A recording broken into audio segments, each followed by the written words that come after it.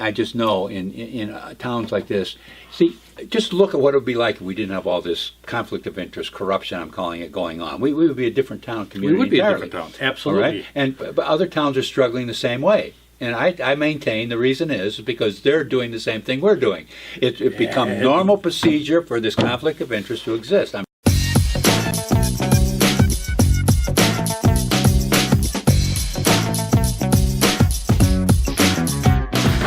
Good morning. Welcome back to Talking Racine. This is Mr. George Myers. He remembers me this week. You forgot my name last week. I did? Has it been that long? Mr. Jim Spodek, our producer, and I'm Dr. Ken Jorgen, your host. And welcome back to Talking Racine, the show that brings you things you want to know but probably don't want to hear about. And one of the things we're going to talk about today is Wildroot. Right. Yes, the food co-op that's scheduled to go up at 500 Walton Avenue. I mean, when I was a kid, Wildroot was a hair cream, and now it's a food co-op.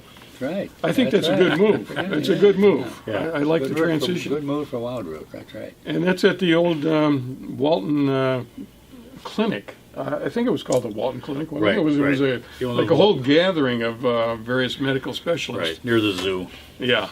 And Sounds good to me. You know, I go all the way to Milwaukee. I go way up there for Whole Foods to shop. you go the whole paycheck for me. they Yeah. offer for Yeah. Yeah. I like Whole Foods. I mean, I really enjoy that. Yeah, And I think Wildroot is going after basically the same clientele that Wildroot currently serves. And it's fine by me, by the way. well, it's going to be closer to home. I know that one of the things that they described in the resolutions, and one of the things we're going to talk about is the funding that is going towards Wildroot out of your pocketbook as a taxpayer in Racine. Kind of like we went through with the arena. We all would have Right. loved an arena. Yeah. Right. But not a $55 million taxpayer-funded Exactly. arena. Yeah, we always end up talking about money here, and none of us have any. I don't understand. Well, you guys have got some. I don't. Yeah. But Wildroot is scheduled to, or they're hoping to open up in November of 2018. Right. Which is really just several months from right now. Really fast when you're talking $5.2 million project. But this Right. is a project that's been ongoingly trying to get off the ground since 2009. That's really slow when you're talking about a $5.2 Right. million. Yeah, I mean, that's 9 Gotta years. find some middle ground here. They didn't actually form a co-op until 2011. Right. But I mean, we're still talking Still 7 years. Yeah. Yeah. Well, one of the things who actually put the corporation together was Rebecca Mason, who is now the municipal judge in town. So she's on the incorporation papers as the municipal judge. Oh, wow. She's part of the Well, organization. not as a municipal judge, Or as but as the, a legal advisor. Right. And Yeah, and she's also legal on the representative. board as a advisor to the Wildroot and an attorney. Well, something that takes that long, first of all, you know, right out of the chute, it's got a problem. Yeah. They're trying to overcome some things. Well, money. It's money. Yeah, George. money and Yeah. and survival. Well, are they really going to put something in there that is going to be able to stick around for a while and provide services for a while, and not go out of business in the first year? Well, it's a great idea, but I don't know. I don't know all of these people personally, but I don't know how many, if any of them, have any experience with running a supermarket or running a grocery store. Which is part of the problem when you Yeah. start it. Well, I did read their prospectus, I guess, which you call. They're going to hire. They're doing a search for a general manager, which is smart. You're going to hire approximately 40 people, pay them above minimum wage. One of the things they did do here on March 20th, they applied. They went to the Common Council and asked for to sign on to a WIDA grant for $250,000. The Common Council agreed, so they could apply for this grant as kind of a, I guess, like a combined grant, saying hey, it's going to be a plus to the city to have a grocery store in that. Now, I north just side had to area. point out something, because I had some confusion when we discussed this before. WIDA is Wisconsin Economic Development Corporation. I think it's administration, WIDA. Okay, WIDA. All right. Yeah, okay, right. Okay. That would make more sense. Yeah, it used to be WEDC. I think. But the thing is, it's a governmental agency Right. at the state level. Correct. So understand that WIDA is that. It's not a local thing. It's not a private thing. It's a Right. state agency that they're going to get this money from. And they generally don't give out money to anybody that comes in and applies. The fact that a municipality is like endorsing them or approving them, that makes a big difference when it comes to WIDA giving out money. Yes, Yeah. and that's a very interesting part of the whole process. You have to be endorsed by the local government. Right. Now- Said, in other words, as you must be well connected. Pretty much. And the Pretty much says it. the local government here is the redevelopment authority, the RDA. Exactly. Well, here's what happened. And the RDA now has as one of its members, Corey Mason, Correct. who's the mayor of the city, who appointed himself to the RDA. Correct. Now, that was very interesting. What's more interesting, And his George? wife on the other side. Right. She's at Is on the the board of Wild directors Root. of- Corey's Yeah. at the RDA, which now what's interesting to me anyway is that they came in and asked the Common Council to kind of endorse a grant application to WIDA for $250,000. Now, none of that information that was about to come out, they also were recommended by the RDA, Racine Economic Development Of the redevelopment authority. Authority, Yeah. for $390,000 grant. So now this never went to the Common Council. They knew nothing of this other than it was actually introduced by Amy Conley to give $390,000 to Wild Root out of the intergovernmental fund. Which is more taxpayers' money. So Absolutely right. now we're getting it from two sources. We're getting from a state agency, the $250,000, and we're getting from our money. It should be our money. It's supposed to be coming to the city and stuff for $390,000. We're up to $640,000. Right. And I think you have a clip there, don't you? Well, and this is where I kind of go with this is if the again we go back to and this is from the arena. This clip is back at the arena. Who also they came to the Common Council and said, "Hey, we need $600,000 for this arena project," and we all know that they granted it to them. But the fact is, what happens now with the RDA is they come in, they produce a project, and then go to the Common Council. Hey, we need approval on this so you can release the monies out of the intergovernmental fund. So there's no more coming to the Common Council, being discussed on the floor. Your representative has something to say. You have access to your representative. It's held out by a non-elected body that now is putting forth these projects. I remember when that change came about, too, because for a long time, as long as I can remember, it's probably been about 10 years, maybe longer, the RDA, Redevelopment Authority, always came to the council to get approval. Right. And when it changed, the explanation was, well, we only came before because we were doing it to be nice. In other words, we didn't really have to even Just being before. courteous. So, yeah. So I mean, it was. But this clip was with Alderman Widener. Yeah, let's figure it And out. she's- Yeah. So why don't we go ahead and watch that clip so the viewers got a little background Right. on this. Request by the Executive Director of the Redevelopment Authority for funding activities related to Phase 1 of the Downtown Hotel Event Center project at a cost not to exceed $600,000. I have seen the authority and the relevance of this council being diminished. And the action that we're about to take tonight is really going to put a dagger into what this council really is. And what I mean by that is it has always been for this council to vote on a recommendation from the redevelopment authority. The attorney said that the redevelopment authority no longer has to send a recommendation to this council for us to vote on. That has given unprecedented authority to the redevelopment authority. What it says to this council is any development activity that the administration wants to undertake, they don't have to come to the elected body. They get to go to the appointed body, which is the redevelopment authority. Yeah, that's a big change. Don't have to go to an elected body, Right. just an appointed body, to spend $1.5 million of our money every year. And that's what is occurring now with this $390,000. That just was Amy Conley saying, here's what we want, here's what I want. The mayor's on that committee. You know, I want $380,000 for this organization, whom my wife is advisor for and on their board. Of course, he didn't put that part in there, but Right. that happens to be the case. There's no And I reason want- to talk about that kind of stuff, George. That's it. And they're saying there's Well, there's no conflict of interest. I mean, the point was that they're totally bypassing the council with this type of thing. That your representative, our representative on that council, my representative on the council, doesn't even really get a say on it. No. Well, Unless they happen to be on the board. The unfortunate thing is that maybe there is not a conflict of interest, but there should be a conflict of interest, because the mayor and all elected representatives are supposed to be representing the interests of the voters and the taxpayers, the citizens, all of us. Not the interests of your wife or anybody That's that right, she that's right. represents, you know? So, That's true. That's Well, here I think it's just as important when she comes down and when now you've taken the power away from the council, you give it to the RDA, who now has set up the husband and wife and connected individuals, concoct this whole thing, put it together, just like they did on the brew kettles.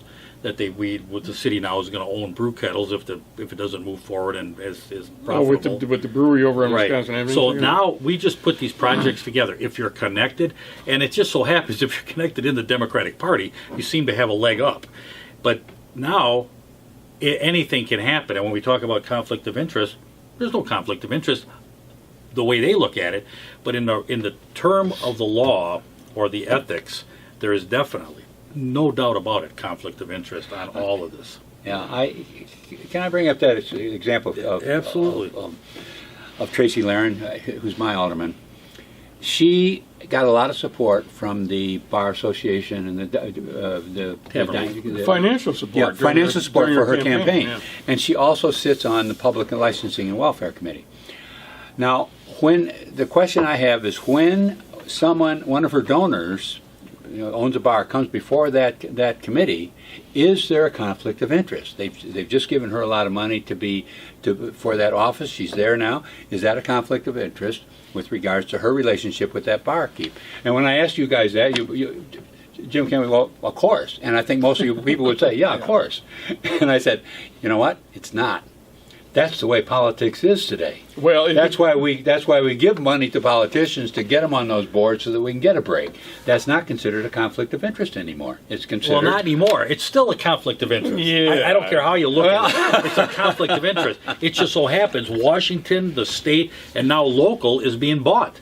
Our local government is now being bought. It has been bought. It has been bought. And it is so common that it's not looked upon as an illegal conflict of interest, let me put it that way, or an untenable one, or one that you shouldn't do, because that's the way government works. But here's another thing, George. If you have a population that is economically challenged, as Racine is, with I think their average income is $28,000 for the actual household.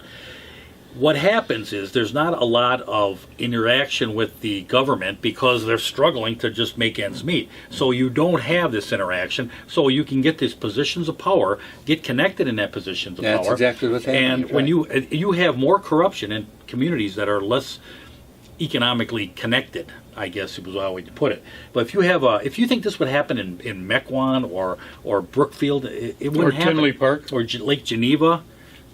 Tinley Park. Well, in Tinley Park, I mean, let's face it. I think it's going Yeah. on throughout the country. I mean, I don't think to this that's why level. all the laws were put in about campaign contributions and reporting them and putting limits on it and this type of stuff, because they wanted to keep But if as George, much as they can. If you don't have any kind of governmental body, the ones that are supposed to oversee and watch this, like our attorney, who we're going to bring up a clip here in a minute on, if you don't have that, then it just goes and goes and goes. How far does it have to go before some of that money's missing? I mean, I'm a big believer we need a forensic audit in the city of Racine, especially on Machinery Row. That is, I mean, from the surface of that, there's a lot wrong. That's fine, Jim. But the influence money has on politicians has gotten accepted now as a normal operation. That's just the way it goes. And you hear about it all the time. And so I maintain that this thing that where a city representative like my Alderman Tracy Laren gets money from a group and then sits on that council that group comes before. That is expected in the United States today. Yes, it's a conflict of interest in a pure speaking, but politically speaking, it's still okay. That's the way you run politics today. Well, that's why we have lobbyists and lobbyist rules. What was supposed to be unique about the United States of America, about our culture, is that the people had a voice through the vote through the vote, to elect people who would represent their interests, even if they are in opposition to the interests of those who have the most money and power. You're right. Now, The common man meant something. That Yes. was Right. what was different about this country. Before Now, the that, question is, it was does that still royalty, you prevail? know, and that was Yeah. it. And the answer is no. That's exactly right. But we've gotten back to a royalty type of situation. Yeah. Right now, we have royalty right at the top of our the city king with and a king and queen, a husband and wife team, and here they are, ferreting out $390,000, recommending another $250,000, with a possibility of another $100,000 in the offing, if as matching funds, if this And George, group- what if, let's say, a year from now, they're having problems? There's the sales isn't. They're going to expect $5 million a year in sales. Let's say it doesn't hit $5 million. Let's say it hits $2 million. Well, you can suck up a couple of. When your projections are here and your actual sales are here, what happens? Now we're going to let Wild Root go the way of and this is real why business. this is why I say when you take this long runway where we're spending 10 years to get started, if there had been a real demand there, people really living in a desert, like you call it, Doc, of where there's Yeah. just no food or anything, that would have been up 9 years ago. Yeah. But when there Or a isn't, private then you got to sector do would have studies. came in and yeah, said, yeah, yeah. somebody would have come in and Yep. said, "Hey, you got something going here. You got a bunch of shoppers around here going all over the place. I set something up here, and it's going to come in." Well, let's segue into another issue here right now, where we talked about We're last. just getting going good on this one. Well, this is good. You're going to like this too. Okay, go ahead. We're talking about now. I'm talking about the $900,000, which was recently Oh. appropriated for jobs training. Let me grab a hold of something. here And we for you. talked about last week, and we had a clip showing Mr. Olu, and I'm sorry, I can't pronounce your last Ola, name. yeah. Yeah. But Ola, yeah, I'm sorry. I knew somebody named Ola. But he was completely, apparently, kept out of the conversation about that $900,000 that was going to be given for jobs training program. And he has had a jobs training program going on in the city for a long time and has trained a lot of people and rehabilitated a lot of people who had been out of the workforce for various reasons and now are back in. Money came along, and Ola, who's black, sorry, you're not at the table. The picture of all of the people who were participating in this program was a bunch of old white guys in hard hats. Right. What's wrong with that picture? Right.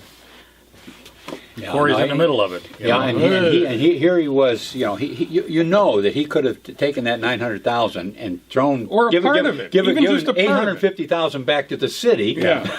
But here's the And other still thing, George. accomplish Trained That a was bunch a of direct referral from Corey Mason from the Intergovernmental Fund again. Yep, So yeah. they can't get rid of that money. There was $8 million in that Intergovernmental Fund when Gary Becker left.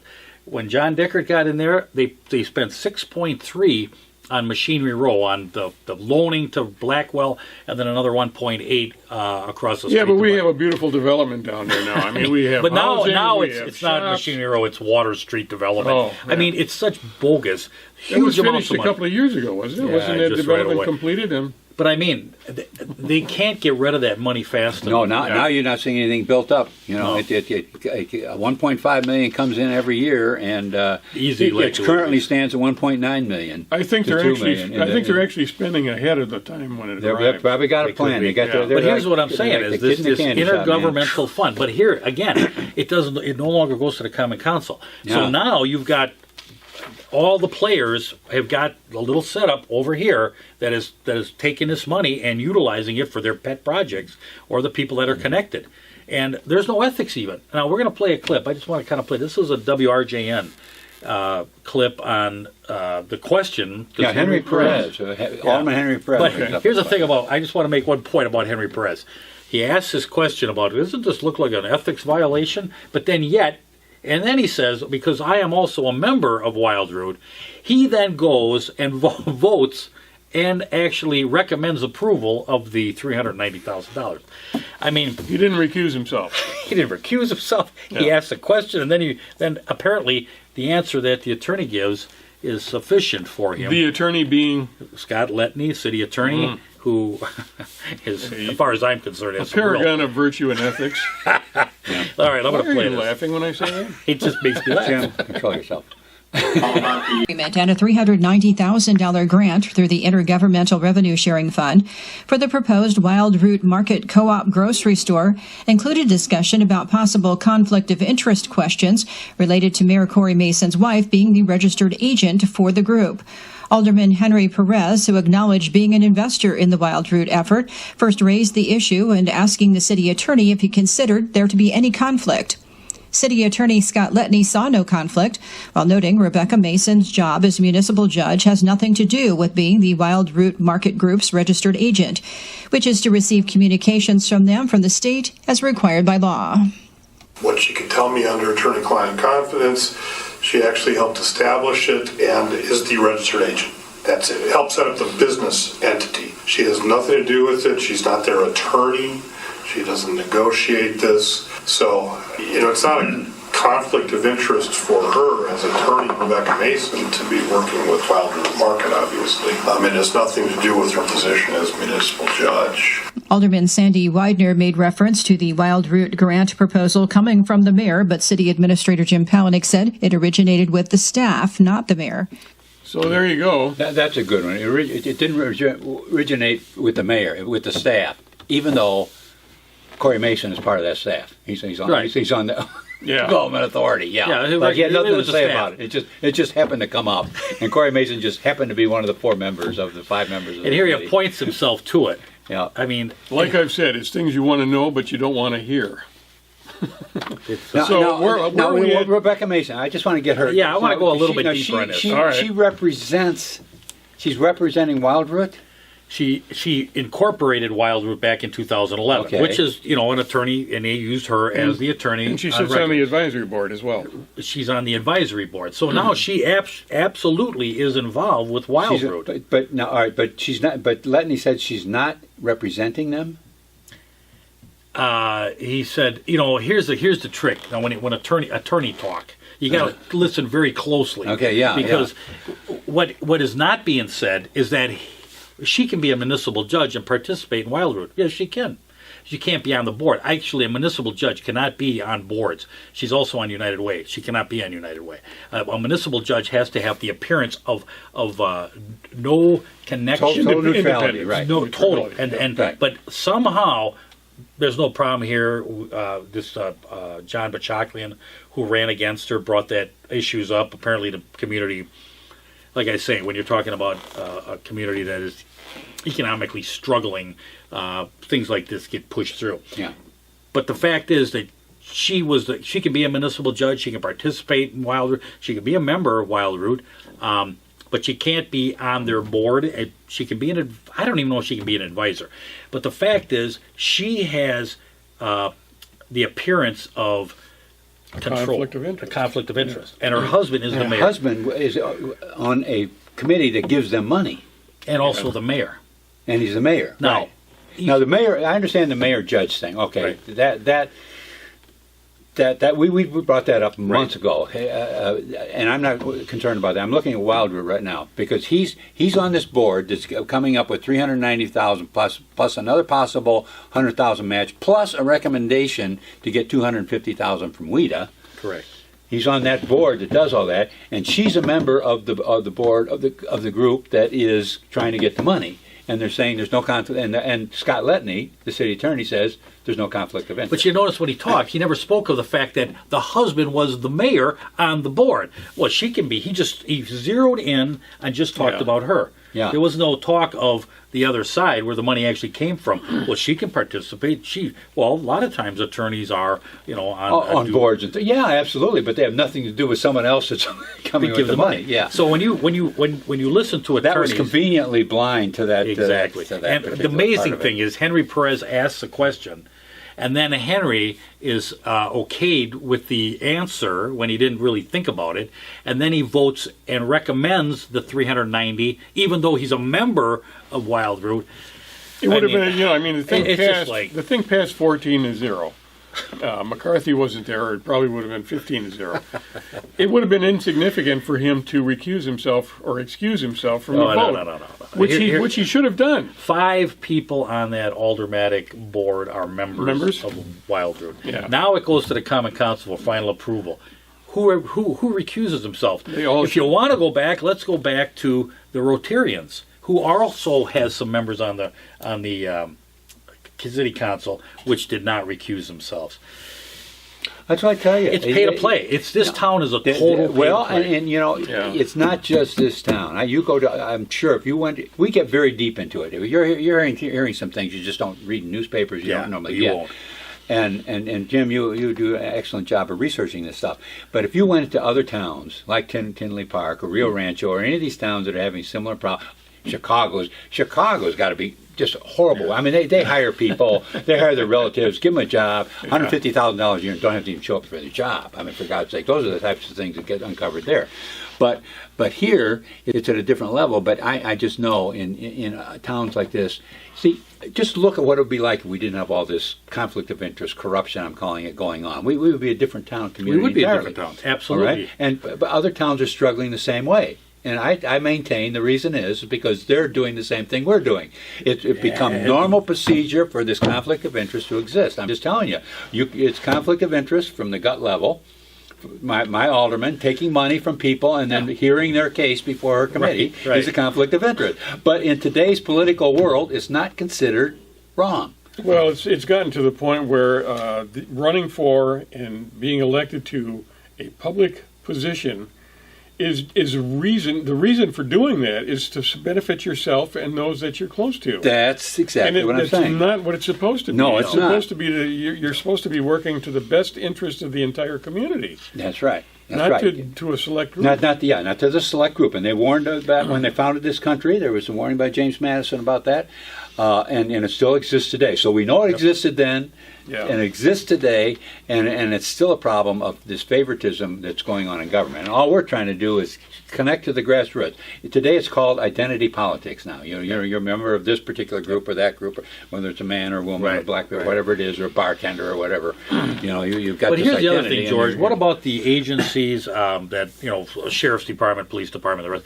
I mean, they all fit, and they all fit like a glove on all this. They know they're not idiots. No. They know this is going on. And they watch it. they have to play the game to stay out of trouble. Right. Because if they start not playing the game, then what do you know? They're up before an ethics committee. Okay, or let's they're go one retired step or something. further. Let's go to the black community that says, how can we incarcerate all these young black males? Because they're not connected. Because they're a revenue source. Well, that's the thing, and it's safer feeds to this whole thing. arrest and jail a black male than a white male. It's just safer. It's safer for the police to do that. It's safer for the city assessor to go up and lower the assessment of the mayor, right, than it is for somebody else who's not connected at all. And in fact, they won't even do it. No, if they you're don't not even hear it. connected. Well, you got to go to the board, and the board's stacked, so there's no real. No, There's nothing fair about it. That's just But we're you back are into the connected. old world thing. We have this aristocracy up there. You have the second class people and the first class people. We're just working our way back into that type of society. The thing Well, I we don't like revolted it, George. against I don't back like in it. 1776. Thank God we got guns. Yeah, we're not going to lose that. we don't need guns. by the way. We're not going to lose our rights. can do We got this. guns. Yeah, right. Well, No, all your rights are taken away with the gun in hand. Yeah, Such a bunch of crap. that violent stuff doesn't work. We somehow got to get together. We got to learn about this stuff. We got to change it through a educational process. Then, through a And violent hopefully we're process. doing a little bit of that here. But I tell you what, it's frustrating to watch this, to watch the city attorney who should be watching this like a hawk, but he's actually in the game. He's part of that raise. Remember, you had Dave Brown recommending spending the reserve fund. Do you remember what happened just before that? When Scott Letney got up in front and he didn't admonish the council, but he embarrassed the council, saying, "I just thought you should know what you're doing to these members when you're cutting their wages and all this type of stuff." He first embarrassed them, and then they did a study. Dave Brown came up, and then the council And then they spent money on a embarrassingly study. passed and gave those wages. And I'm going to tell can you. have another Okay, one $50,000 last a year. thing here before we got to cut off. But I want to just talk about the Common Council. How, I don't want to use the word stupid, but I'm going to. How stupid can they be? To watch what goes on right in front of them and not actually voice an opinion to it. I have an opinion about that. I don't know that it's stupidity as much as it is blindness. In other words, they just can't see something that they're so closely working with and involved with. It's hard to see it, and because then you'd have to Or maybe give up what you're doing. The principals would have Yeah, to come out. yeah, You'd yeah. have to have maybe, principals. maybe Yeah. being beholden to people whose best interests are invested in your very position. So you keep your mouth shut. In other words, well, like if you've been dependent on people helping you to get elected to begin with, either through finances or through campaigning or whatever, you're not going to speak out so much. No, it's hard to do. It's hard when somebody But is isn't that making the money off of a health- isn't particular that- practice. It's hard to say that But practice doesn't is that wrong. make a community healthier when you actually have that debate, you have that interaction to be able to say, let's talk about this subject, and if there is some questionable activities going on, we'll call them out. Absolutely, Here's I agree with you. That's what we're doing here. Yeah, no, we said a long time ago, the truth will set you free, and then Doc added, but in the meantime, it's going to be damn uncomfortable. and that is the case. The simplicity, truth is always in simplicity. When you see something, the truthful, you find it's very easy to see. You just have to look at understand it quickly. You just have to look at it. Oh, look at that. Like we've been talking about. When you see something real complex, believe me, it's filled with lies. Yeah. Absolutely. agree. So when something is so complicated, you just can't. There's this and this. Let me tell you, There's a word for that. lot of lies flying around in that, and that's why you can't The understand. word for that is obfuscation. There you go. It's a term that's very poorly understood. And it means being poorly understood.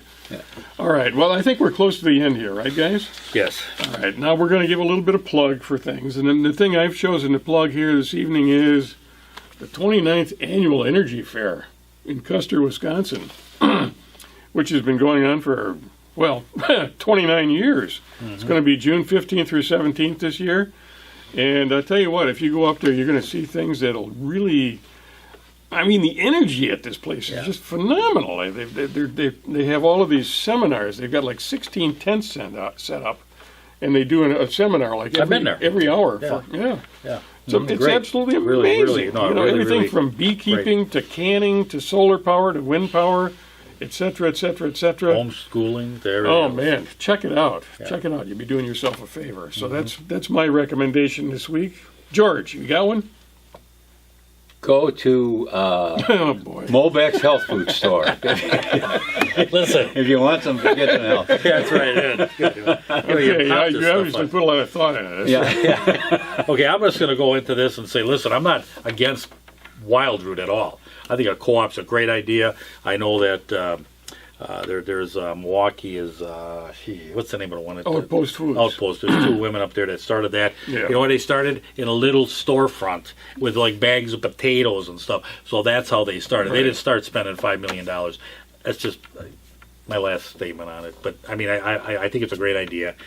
I'd wish like them to well. see it succeed. The thing is that if it's really going to be successful, it has to be able to do it on its own. If you're requiring government subsidies to get started, you're probably going to need government subsidies to keep it going, which means it's probably not self-supportive and it's not working in this area. That's the downside about it. The upside is, like I say, I would like it. It would save me a trip to Milwaukee. Well, the reality is that we don't have a lot of people starving in Racine. Well, they also call it they a already food have spectrum. access to a lot, most of the foods that they want to eat. Right. And what this will do, what Wildwood will do, is it'll be taking customers from other food sources. Right. Which is fine if they're not providing the food that people want, and Wild Root does. Great, but I mean, it's not like a real innovation. It's not like a new product. It's not like something that hasn't been I on the hope road they before. can come up with something, and I'm going to tell you, just a deli, a healthy deli, would be a big plus there. Yeah. And I think that would be one of the areas that they really have to concentrate on because that can be a high profit area. But again, you have to rob customers from somewhere else, and this is a tough town to make a business go. And Particularly when you're losing population. Absolutely. It'd be, And I commend the fact that this is where we spend 6.3 on Machinery Row, and you spend $400,000 here. I mean, if we're going to do this, 400,000 goes a hell of a lot further there than it That's should. peanuts. That's Yeah, peanuts. I know. But I mean, I'm not trying to throw cold water on them. That's all. Organic peanuts. We've done a lot better. We've taken some of that $6 million and put it over in a food in a health food store than We'll just divvy it out and reduce the taxes. and blow it on Yeah. what we did on Machinery Row. So there you go. It's Monday morning now, and I hope that the snow has melted and that you have a wonderful day, and we will see you next week. Thank you for being here.